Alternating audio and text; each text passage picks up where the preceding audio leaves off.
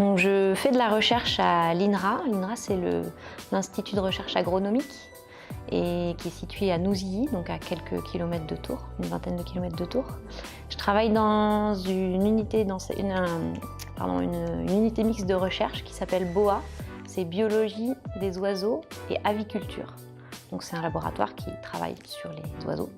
Et plus spécifiquement dans une équipe qui travaille sur les protéines des œufs des oiseaux, encore plus spécifiquement les protéines des œufs de poule, avec une branche axée sur les composés antimicrobiens qu'on va trouver dans les œufs. Donc les composés qui vont protéger l'embryon de poulet contre les attaques des micro-organismes.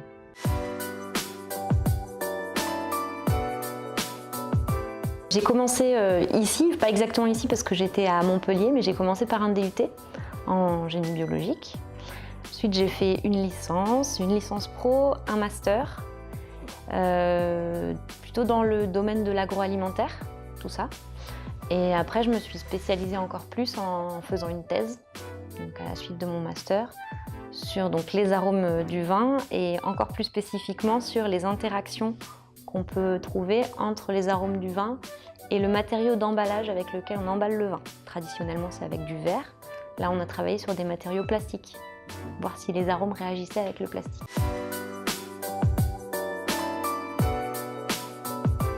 Alors, pour moi, il y a un gros avantage, c'est que c'est un métier qui est un multimétier, qui représente plusieurs casquettes. Donc, j'ai la casquette enseignement et la casquette recherche, qui sont des choses assez différentes, d'autant plus que pour moi c'est encore plus varié parce que j'ai des thématiques différentes entre la recherche et l'enseignement. Et le deuxième gros avantage que je vois, c'est que je suis au contact d'un public d'étudiants, ce qui me plaît beaucoup, d'enseigner.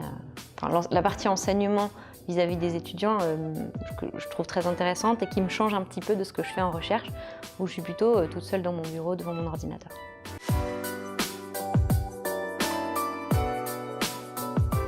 C'est un métier qui est très prenant en temps.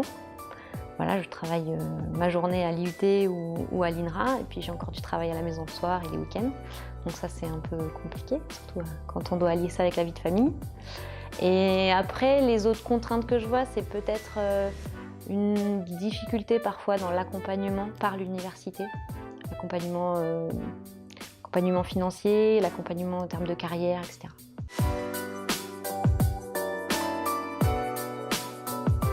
Je travaille plutôt avec les mêmes personnes. Oui, parce que les thèmes de recherche étant très précis, il n'y a pas beaucoup de gens qui travaillent sur les mêmes choses, donc forcément ça limite un petit peu, en tout cas en France et dans la région, ça limite un petit peu les interlocuteurs.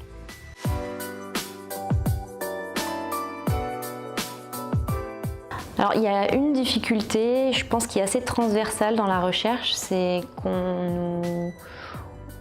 pour valoriser notre travail, on nous demande de publier, donc de faire des articles scientifiques qui doivent paraître dans des revues à comité de lecture. Et peut-être la plus grande difficulté que j'ai rencontrée, ça a été pour certains travaux que j'ai faits, de les valoriser, c'est-à-dire de les faire publier.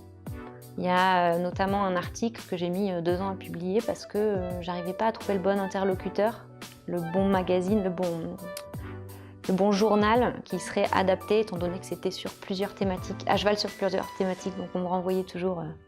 Et je pense que c'est une difficulté assez courante d'arriver à valoriser nos travaux.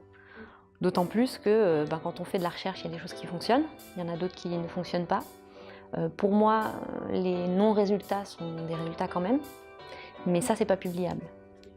Et donc ça, je trouve ça un petit peu dommage, parce que du coup, je pense qu'on est beaucoup à refaire les mêmes choses qui ne marchent pas, parce que ça n'a jamais été publié, comme quoi ça ne fonctionnait pas.